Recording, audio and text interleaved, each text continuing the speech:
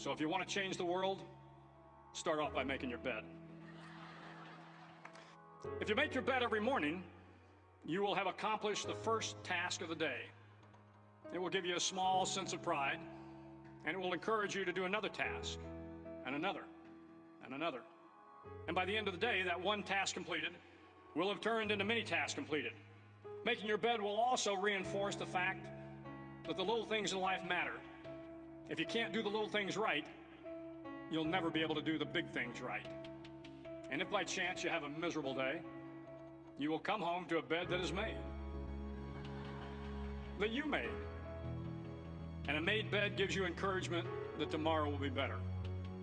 To pass SEAL training, there are a series of long swims that must be completed. One is the night swim. Before the swim, the instructors joyfully brief the students on all the species of sharks that inhabit the waters off San Clemente. They assure you, however, that no student has ever been eaten by a shark, at least not that they can remember. But you are also taught that if a shark begins to circle your position, stand your ground. Do not swim away. Do not act afraid. And if the shark, hungry for a midnight snack, darts towards you, then summons up all your strength and punch him in the snout, and he will turn and swim away. There are a lot of sharks in the world. If you hope to complete the swim, you will have to deal with them. So if you want to change the world, don't back down from the sharks. Over a few weeks of difficult training, my SEAL class, which started with 150 men, was down to just 42. There were now 6 boat crews of 7 men each. I was in the boat with the tall guys, but the best boat crew we had was made up of the little guys, the Munchkin crew, we call them. No one was over 5'5". The Munchkin boat crew had 1 American Indian, 1 African American, 1 Polish American, 1 Greek American, 1 Italian American, and 2 tough kids from the Midwest. They out-paddled, outran, and outswam all the other boat crews. The big men in the other boat crews would always make good-natured fun of the tiny little flippers the Munchkins put on their tiny little feet prior to every swim. But somehow these little guys from every corner of the nation and the world always had the last laugh, swimming faster than everyone and reaching the shore long before the rest of us. SEAL training was a great equalizer. Nothing mattered but your will to succeed, not your color, not your ethnic background, not your education, not your social status. If you want to change the world, measure a person by the size of their heart, not by the size of their flippers. The 9th week of training is referred to as Hell Week.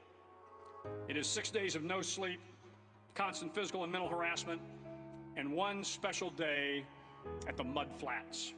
The Mud Flats are an area between San Diego and Tijuana where the water runs off and creates the Tijuana Sloughs, a swampy patch of terrain where the mud will engulf you.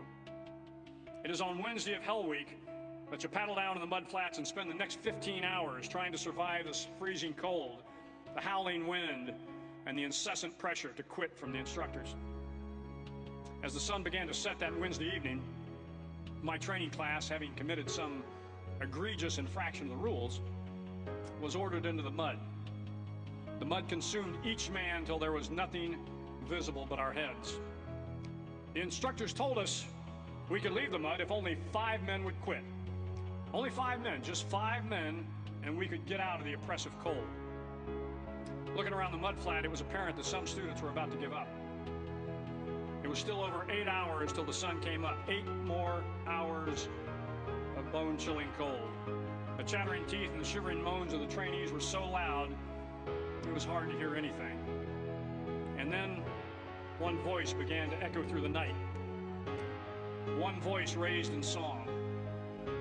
The song was terribly out of tune, but sung with great enthusiasm. One voice became 2, and 2 became 3, and before long, everyone in the class was singing. The instructors threatened us with more time in the mud if we kept up the singing, but the singing persisted, and somehow the mud seemed a little warmer, and the wind a little tamer, and the dawn not so far away. If I have learned anything in my time traveling the world, it is the power of hope. The power of one person, a Washington, a Lincoln, King, Mandela, and even a young girl from Pakistan, Malala. One person can change the world by giving people hope. So if you want to change the world, start each day with a task completed. Find someone to help you through life. Respect everyone. Know that life is not fair and that you will fail often. But if you take some risks, step up when the times are the toughest, face down the bullies, lift up the downtrodden, and never ever give up. If you do these things, the next generation and the generations that follow will live in a world far better than the one we have today. And what started here will indeed have changed the world for the better.